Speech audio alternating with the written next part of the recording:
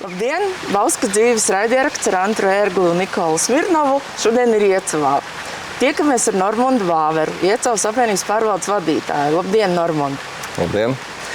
Mēs esam Iecavas apvienības pārvaldes priekšpagalmā, ļoti skaisti iekārtotā ar strūkla un pulksteni, kurš skaita laiku, un mūsu saruna ir veltīta laikam.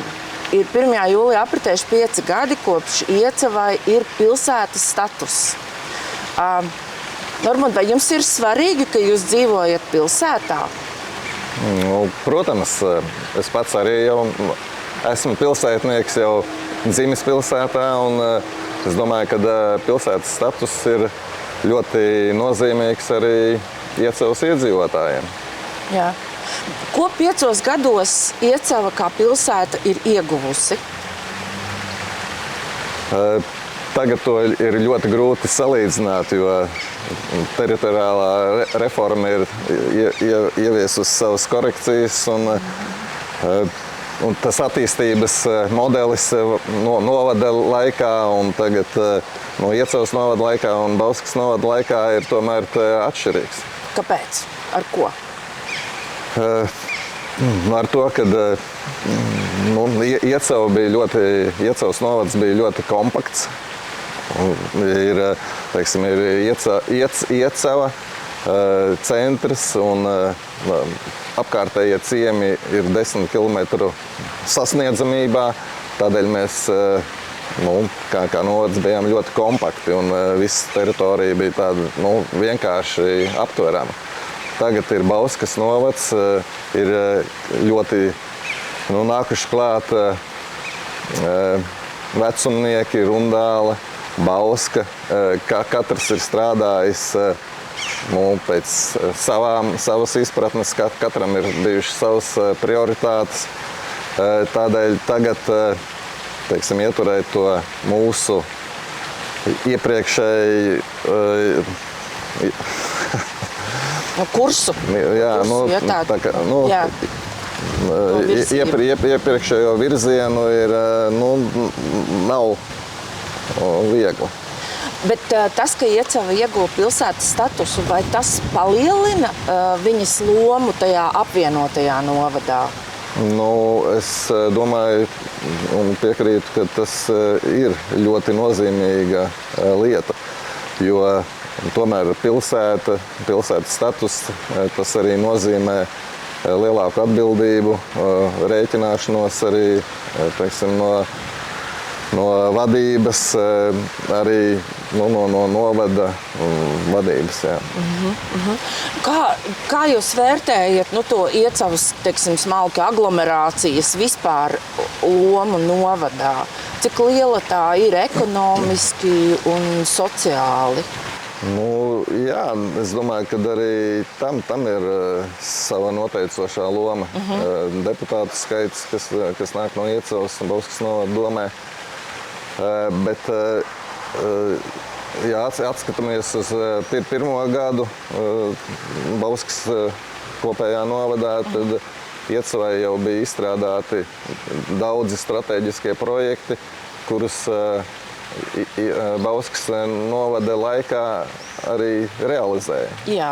Un mēs ar to varam lepoties, kad, es domāju, Iecava ir ieguvusi īsā laikā arī lielus kapitāla ieguldījumus, pateicoties tam, kad novads ir liels un kad arī tā iespēja kredītiem un attīstībai tomēr ir lielāka.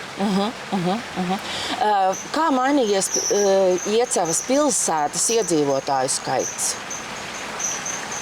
Ja visā Latvijā iedzīvotāju skaits sarūk, arī Bauskas novadā uz doto brīdi ir sarukums neliels, bet, ja skatāmies centrālās statistikas pārvaldes līknes, tad ja 21.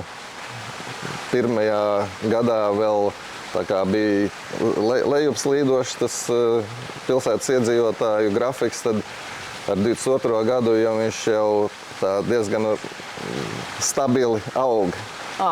Jā, tas ir labi. Bet tas jūs domājat, ir tieši pilsētas dēļ? Vai tur vēl kaut kas nāk? Es domāju, ka tur ir viss kopā. Tur arī Covid ietekme uz to, kad pilsētnieki meklē ārpus Rīgas savus mājas un mājvietas, un mums arī ļoti daudz tā kā nāk ienācēji. Un mums palīdz apveceļš, vai ne? Uzņēmēju ziņā. Apveceļš vispirms būs Bauskai, pēc tam Iecavai. Nē, bet es domāju, tas, kas tagad ir, tas ķekavs. Ķekavs. Jā, tas, pa kuru var 20 minūtēs līdz Iecavai tikt no Rīgas. Jā, ķekavs apveceļš arī, es domāju, ka to saīsina būtiski to laiku. Kas, jūsuprāt, ir zaudēts? Kā pilsētai varbūt salīdzinot ar ciema statusu? Tas jāprasa iedzīvotājiem pašiem, bet man liekas, ka nav zaudēts principā nekas, jo jau 63. gadā bija pilsēta ciema status Iecavai piešķirts. Man liekas, ka arī ļoti daudzi cilvēki no malas, kas brauca cauri Iecavai, Iecavu jau uzskatīja par pilsētu jau 90. gados. Jā, es zinu Latgalē pilsētas, kas ir daudz mazākas par Iecavu, bet ir pilsētas bijušas vienmēr, Tas pilsētas status jau var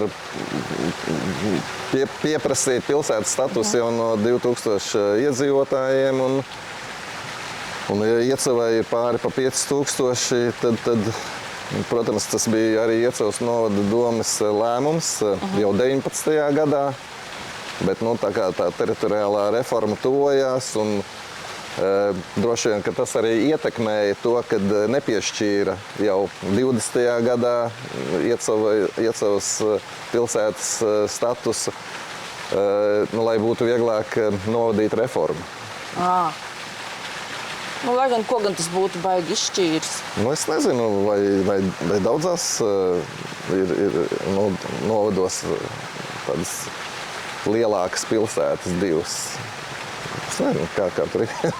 Tur jāpaskatās. Jāpaskatās, jā.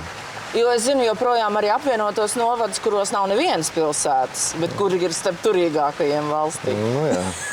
Tā kā tas laikam... Ķekava jau arī nav pilsēta, izrādās. Ropaži. Tā kā tādu netrūkst, jā. Kā jūs, teiksim, šeit strādājot un ikdienā kontaktējoties cilvēkiem, vai jūs jūtat, ka tas Iecavas pilsētas status kaut kā ir ietekmējis to sadarbību un attiecības ar pārējiem ciemiem apkārt Iecavai? Es domāju, ka savstarpēji tās attiecības nav mainījušās. Lai kaut kas mainītos, ir jānomainās paaudzēm. Kā jau jaunie iecavnieki izjutīs to pilsētas statusu, to parādīs tikai laiks.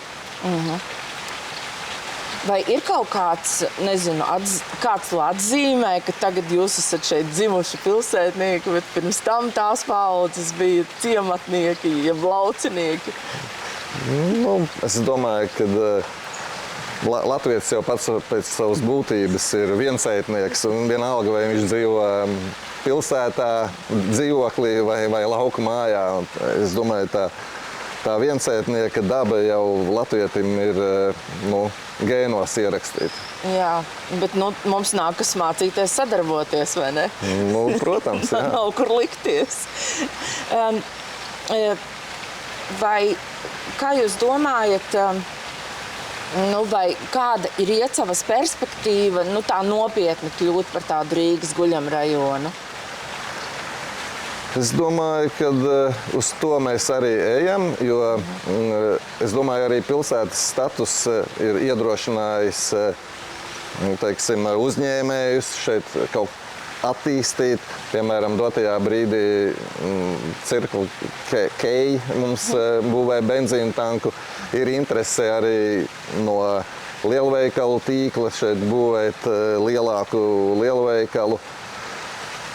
Kas vēl? Jā, ir mums arī projektā daudz dzīvokļu ēkas būvniecība no privātā uzņēmēja.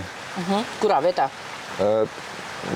Baldonas sarkanās skolai pretī, Baldonas ielas 5 pretī. Jā, tā laba vieta.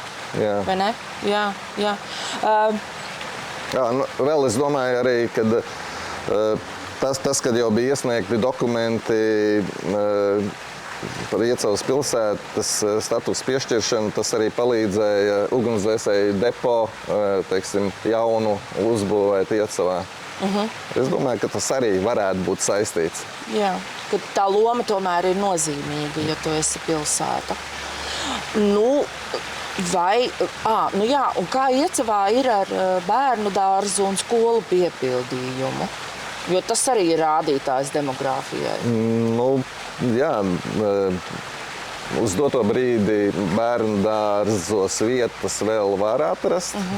Protams, mums vienam bērnu dārzam ir vēl papildu filiāle pamatskolas telpās.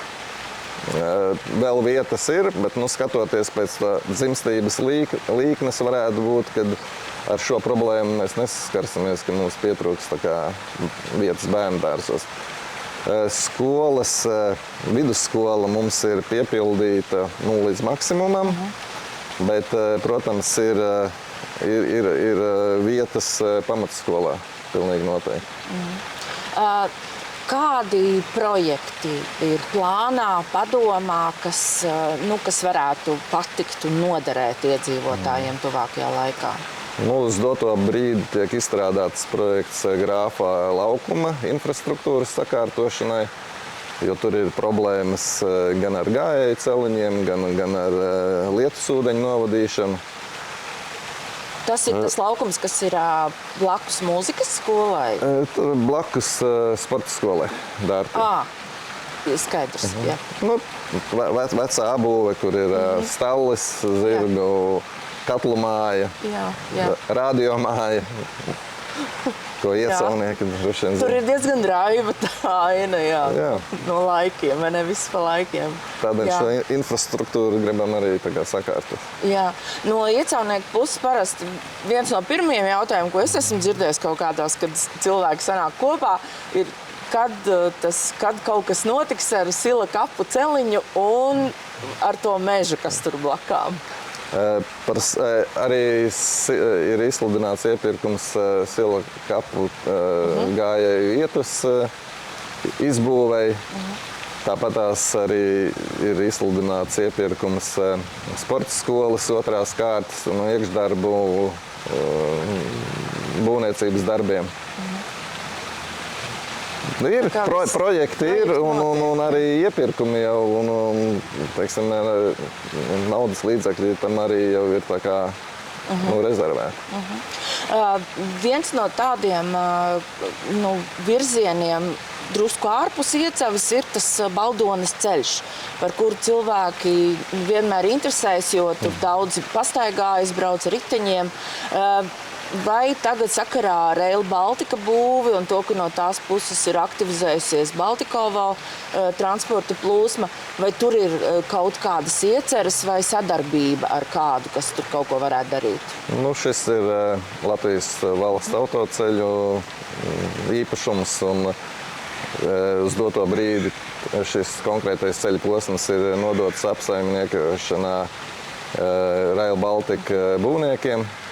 Viņi arī to autoceļu uztur, un viņiem viņš arī būs jānodod Latvijas valsts autoceļiem pēc būvdarba pabeigšanas. Un tā tikai varēs tur kaut ko domāt? Es domāju, tur ieceres diez vai uz būvniecības laiku nekādas nevarētu būt. Par kaut kādu veloceliņu vai kaut ko? Pa veloceliņu mums ir iecere no sociālā centra, no Baldonas ielas 5, projektēt līdz Mestas degvielas uzpildes stacijai.